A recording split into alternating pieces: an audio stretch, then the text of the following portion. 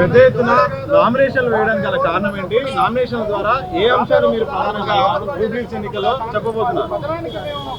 తెలంగాణ రాష్ట్ర మాల సంఘాల జేఏసీ ఆధ్వర్యంలో ఈ జూబ్లీహిల్స్ ఎలక్షన్లో పోటీ చేయడానికి కారణం ముఖ్యమంత్రి రేవంత్ రెడ్డి గారు చేసిన రిజర్వేషన్ల వర్గీకరణ సుప్రీంకోర్టు మార్గదర్శకాల ప్రకారం జరగలేదు కాబట్టి తన సొంత కవిత్వంతో తను మంత్రులతో చర్చించకుండా న్యాయ నిపుణులతో చర్చించకుండా చేసిన వర్గీకరణ వల్ల ఈరోజు 58 కులాలు రిజర్వేషన్ లేకుండా పోయాయి. ముఖ్యంగా గ్రూప్ 3లో ఉన్నటువంటి 26 కులాలకు రిజర్వేషన్ లేకుండా పోవడం వల్ల ఈ 6 నెలల్లో వచ్చినటువంటి నోటిఫికేషన్లో అది మొత్తం కూడా ఈ సామాజిక వర్గానికి ఒక ఉద్యోగాలు లేకుండా పోయాయి, విద్యావకాశాలు లేకుండా పోయాయి, ఉపాధి అవకాశాలు లేకుండా పోయాయి. కాబట్టి మా నిరసనని ప్రజాస్వామికంగా మేము ఈ యొక్క ప్రజలకు తెలియజెప్పాలి, పార్టీలకు తెలియజెప్పాలి, ముఖ్యంగా ముఖ్యమంత్రికి బుద్ధి చెప్పాలి అనే ఆలోచనతో ఈ జూబ్లీహిల్స్ ఎలక్షన్లో మేము నామినేషన్లు వేయడం జరుగుతూ ఉంది. ఎందుకంటే ఈరోజు మా యొక్క సామాజిక వర్గానికి మొన్న ఆర్టీసీ డిపార్ట్మెంట్లో 1000 పోస్టులు ఉంటే గ్రూప్ 1లో ఉన్నటువంటి వాళ్ళకి 31 పోస్టులు వస్తే గ్రూప్ 2లో ఉన్నటువంటి వాళ్ళకు 80 పోస్టులు వస్తే మా సామాజిక వర్గానికి 28 పోస్టులు వచ్చినాయి. అంటే ఈరోజు రోస్టర్లో కూడా అన్యాయం జరిగింది. ఓసీల కన్నా మేము ఎక్కువ అభివృద్ధి చెందిన వాళ్ళమా, బీసీల కన్నా ఈడబ్ల్యూఎస్ వాళ్ళ కన్నా ఎక్కువ అభివృద్ధి చెందినామని ఈరోజు మా తెలంగాణలో ఉన్నటువంటి మా సామాజిక వర్గం భావిస్తూ ఉంది. కాబట్టి వాళ్ళ యొక్క ఆలోచనతో మేమందరం చర్చించి మనకు కాంగ్రెస్ పార్టీకి ముఖ్యమంత్రి రేవంత్ రెడ్డి కనువిప్పు కలగాలంటే ఎస్సీ రిజర్వేషన్ వర్గీకరణ చట్టాన్ని సవరించాలి, 20 లోపు 2 రోస్టర్ పాయింట్లు ఇవ్వాలి, అదేవిధంగా మాకు 2% రిజర్వేషన్ ఇవ్వాలని ముఖ్యంగా ఆయనకు తెలియజెప్పడానికే ఈ ఎలక్షన్లో మేము పార్టిసిపేట్ చేస్తూ ఉన్నాం. తప్పకుండా 7 డివిజన్లో మొత్తం మా తెలంగాణ మాల సంఘాల జేఏసీ ఆధ్వర్యంలో అన్ని రకాల ప్రచారానికి ముందుకెళ్తా ఉన్నాం. మా ప్రజలని కన్విన్స్ చేస్తాం, మా ప్రజలకు అర్థం చేస్తాం. ఈ ముఖ్యమంత్రి వచ్చిన తర్వాత 20 నెలల్లో బీసీల రిజర్వేషన్ ఫెయిల్ అయిపోయింది. అదేవిధంగా రైతుల భూములు గుంజుకుంటే ఈరోజు రైతులు నామినేషన్ వేస్తూ ఉన్నారు. అదేవిధంగా ఎస్సీలలో గ్రూప్లో ఉన్న మా గ్రూప్ 3లో మాల సామాజిక వర్గం వేస్తూ ఉంది. ఎవరండి రైతులు ఈరోజు రోడ్ల మీద నిలబడే పరిస్థితి ఉంది. అంటే అన్ని రంగాలలో ఈ ముఖ్యమంత్రి ఫెయిల్ అయిపోయాడు, ఈ ముఖ్యమంత్రికి అవగాహన లేదు, ఈ ముఖ్యమంత్రికి పరిపాలన చేత కాదు అనే ఆలోచనతో ఉండి ఈరోజు మేమందరం కూడా మా మాల సంఘాల చేసి నామినేషన్లు వేస్తూ ఉన్నాం.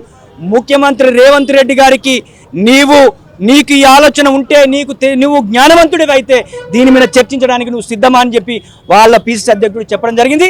ఈ జూబ్లీహిల్స్ ఎలక్షన్లో కాంగ్రెస్ అభ్యర్థిని ఓడగొట్టడమే ప్రధాన లక్ష్యంగా మేము పనిచేయబోతున్నామని చెప్పేసి అని మేము ప్రజలకి విజ్ఞప్తి చేస్తా ఉన్నాం.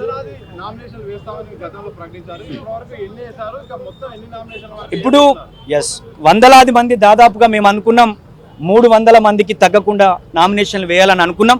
ఎందుకంటే మాకున్నటువంటి ఆర్థిక పరిస్థితుల దృష్ట్యా మేమందరం కూడా మా ప్రజల్లో మేము వెళ్ళాలంటే మా నిరసన తెలియాలంటే తప్పకుండా 300 అన్నక్కడ దాదాపు 50 అన్న వేద్దామనే ఆలోచనతో మేమందరం మా యొక్క మాల సంఘాల జేఏసీ సభ్యులం, అదేవిధంగా మాతో సహకరించిన మా వాళ్ళందరి ద్వారా ఈరోజు ఒక 50 మేరకు మేము చేయడం జరుగుతూ ఉంది.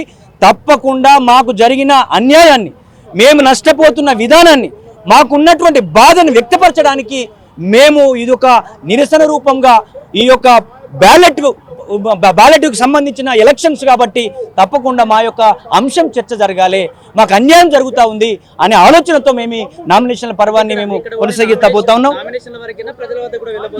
నామినేషన్ల తర్వాత ఈరోజు ఈవినింగ్ వరకు మా నామినేషన్లు అయిపోతాయి. రేపటి ఎల్లుండి కూడా మా మాల సంఘాల జేఏసీ జిల్లాలో ఉన్నటువంటి మా వాళ్ళందరితో చర్చించి 7 డివిజన్లు ఉన్నాయి, 7 డివిజన్లు ఉన్నటువంటి మాల సామాజిక వర్గంతో పాటు ఆ నియోజకవర్గంలో ఉన్న అన్ని వర్గాల ప్రజలను కూడా కలిసి మాకు అన్యాయం చేసినటువంటి రేవంత్ రెడ్డికి వ్యతిరేకంగా మీరు ఆ అభ్యర్థిని ఓడగొట్టాలని కూడా ప్రచారం చేయబోతా ఉన్నాం. దాని ప్రణాళిక మళ్ళీ మీకు మీడియా ముఖంగా తెలియజేస్తామని చెప్పేసి అని మీకు గుర్తు చేస్తూ ఉన్నాం.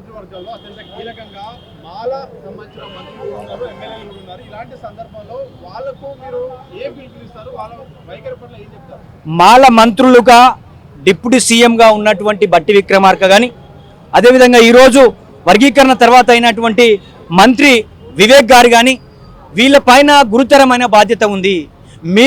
మీకు ముఖ్యమంత్రి దగ్గర కూర్చొని మేము ముందే చెప్పాం వర్గీకరణ జరుగుతూ ఉంది, మీరు మన రిజర్వేషన్ శాతాన్ని మన వాట ప్రకారం మనం తీసుకోండి, రోస్టర్లో కూడా మనకు అన్యాయం జరగకుండా చూడండి అని చెప్తే వాళ్ళు నిమ్మకు నీరెత్తినట్టు ఉండడం వల్ల ఈరోజు మా కమ్యూనిటీ రిజర్వేషన్ కోల్పోయింది.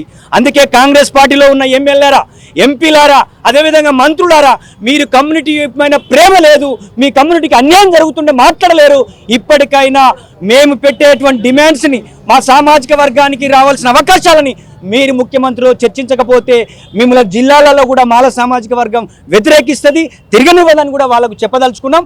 వాళ్ళు నిజంగా చిత్తశుద్ధి ఉండి ఈ సామాజిక వర్గంలో పుట్టినమని, మీరు మా బిడ్డలకు అన్యాయం జరుగుతుందని మీరు ఒకసారి చర్చించుకొని మీ ముఖ్యమంత్రితో మాట్లాడి మాకు న్యాయం చేయాలని చెప్పేసి వారికి కూడా డిమాండ్ చేస్తూ ఉన్నాం.